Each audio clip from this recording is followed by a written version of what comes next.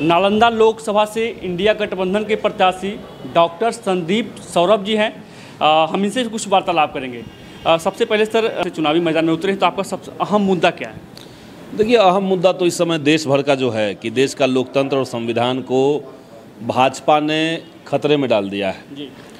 देश में लोकतांत्रिक व्यवस्थाएं पूरी तरीके से छिन्न भिन्न हैं। संवैधानिक संस्थानों का गलत तरीके से इस्तेमाल करके संवैधानिक संकट एक तरह का पैदा किया गया है। और आपने देखा कि इस चुनाव में भी सीटों को किस तरीके से जबरन हड़पने की कोशिश हुई। जैसे 2 लोकसभा सीट की जनता जो है इस बार वोट नहीं कर पाएगी।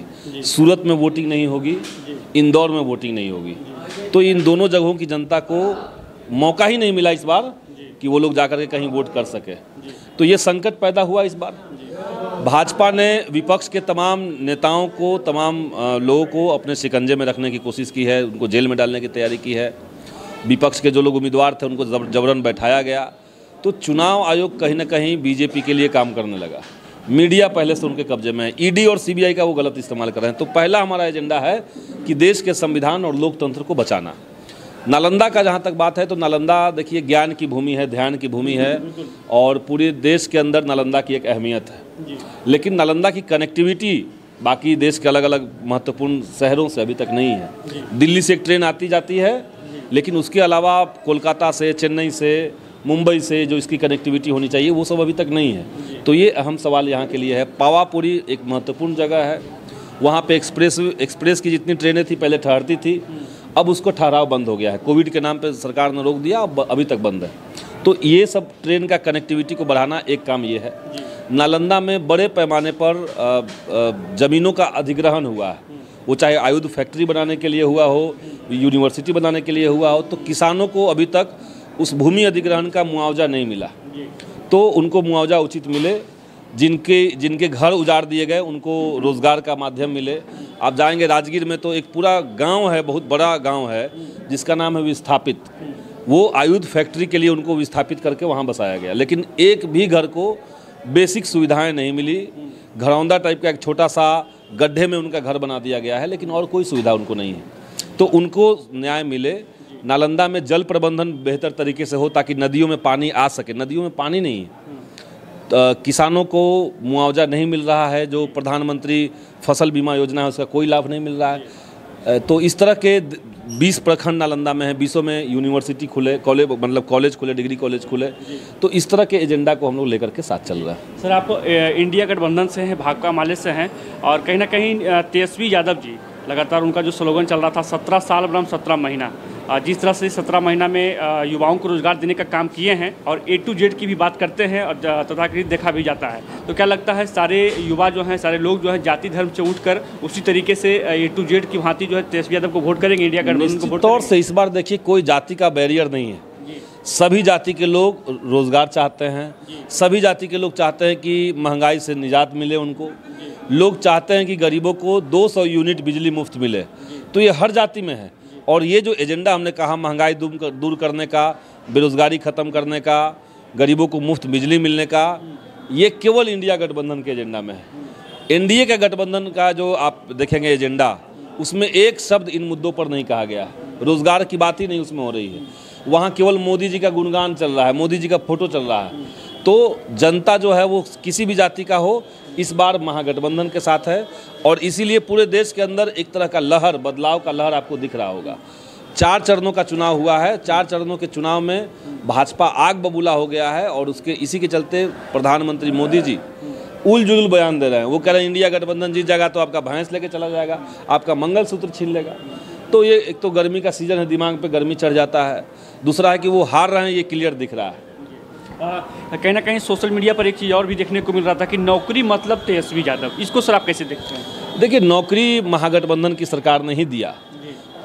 17 महीने की सरकार जब चली तो तकरीबन 5 लाख के आसपास युवाओं को नौकरी मिली और केवल बिहार में हुआ। और ये एक एग्जाम्पल सेट हुआ। तो सब लोग जानते हैं उस समय उप मुख्यमंत्री तेजस्वी जी थे। मुख्यमंत्री जो थे वो तो 17 साल से हैं। 17 साल में आपको रोजगार देना होता तो आप दे दिए होते। तो वो इनसे नहीं हुआ। अभी भाजपा के गठबंधन में गए हैं। भाजपा न केवल रोजगार नहीं दे रही है, बल्कि भाजपा के लोग जो रोजगार के बचे खुचे अवसर थे उसको भी समाप्त कर रही है। रेलवे जब बेचा गया, रेलवे प्राइवेटाइज जब किया गया तो रोजगार की संभावनाएं घटी। अग्निवीर योजना जब इन लोगों ने लाया तो रोजगार की संभावनाएं घटे। और हम लोग कह रहे हैं कि सरकार बनेगी और अगले दिन अग्निवीर योजना को हम लोग डस्टबिन में डाल देंगे और सेना में नियमित बहाली हम लोग चालू करवा देंगे। तेजस्वी यादव जी और नीतीश कुमार जी दोनों साथ में मिलकर जो है कहीं ना कहीं नौकरी देने का काम किए।